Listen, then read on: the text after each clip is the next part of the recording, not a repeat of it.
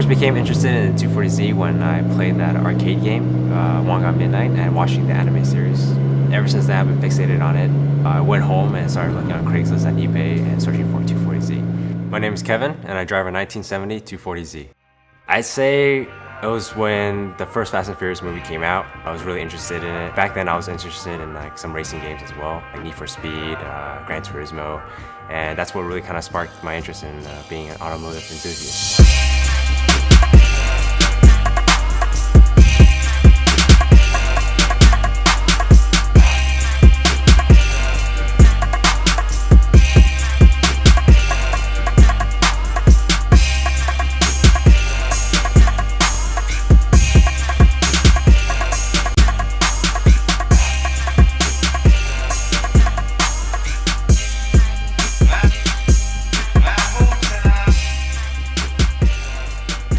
I was searching around on Craigslist and eBay just looking for one.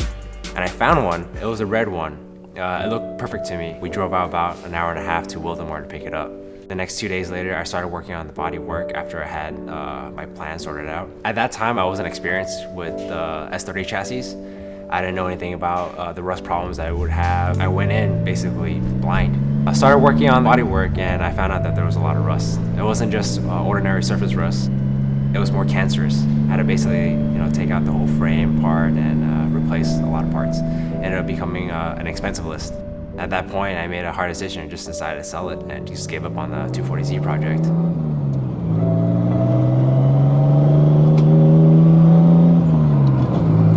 A year later, during summertime, I ended up going to Hong Kong for vacation, visit my family with my girlfriend.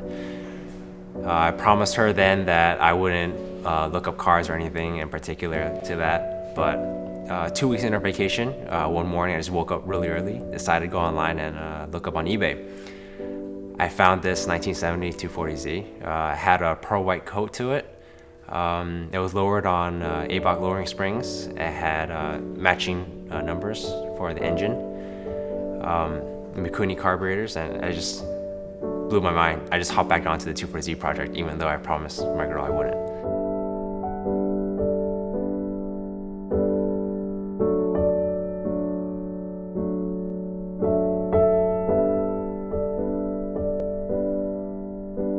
He was located in El Cajon, San Diego, about a 2.5 hour drive from me in LA.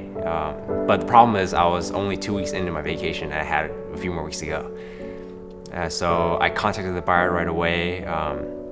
He said that he actually had an international buyer as well, a guy from UK. He wanted to ship it over there. And I told him, like, hey, you know what? Give me your PayPal address, I'll PayPal you $500 just to hold on to the car right now. Ever since then, the time just flew by faster for me and I just couldn't wait to get the car. Landed in LAX 2 days later, scheduled a time to meet up with him and check out the car, and I picked it up. Fitting was great until I decided to go to wide body. So I hit my friend Steve from 5-1. He rebarrels wheels and I asked him to rebarrel my wheels. He asked me what size I wanted and he told me what certain sizes he had available. I went with the widest one he had. We rebarreled it to a 15 by 12.5 front and rear. We had problems with tires at first. We couldn't find tires that would actually fit it, and the tire size selection was actually pretty difficult since no one really makes tire sizes for 15-inch wheels anymore, especially this aggressive.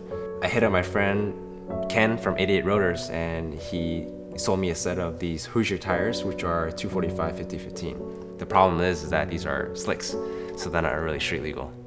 But they work, so I'm overall happy with them. The rims are actually Work Equip 03s from Work Wheels, Japan. 15 by 12.5 -40.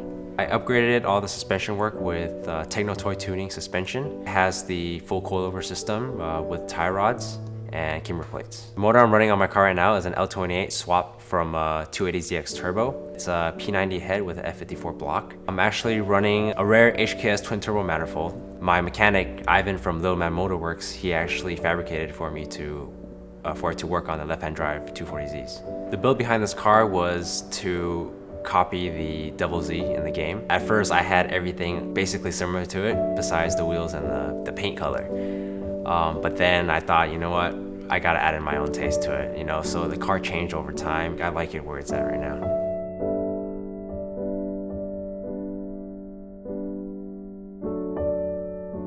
My sponsors are Evasive Motorsports, McGuire's, LiL Man Motorworks, 5-1, RS Motors, and 9K Racing. I'm not sure how sponsorship worked back then when, you know, the whole car scene started. I'm pretty sure back then, like, you know, people just handed sponsorships like on a silver platter. But nowadays, you know, with the economy is how it is right now, you know, you have to be, you have to be the one making the phone calls. You know, you have to reach out to them.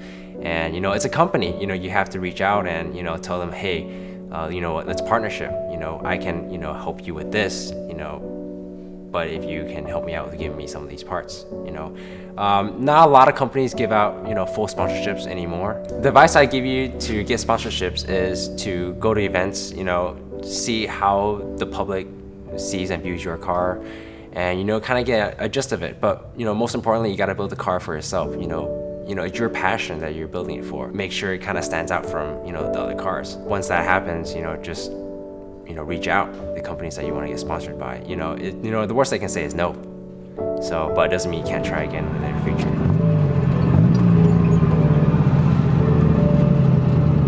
My dad always supports me in whatever I do. You know, that's what a parent usually does. I told him about my plans for the cars, and he always would support it and be like, all right, you know, go for it. You know, you can do it.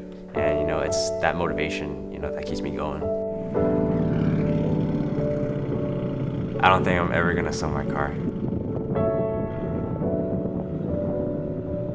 But we never know what the future holds.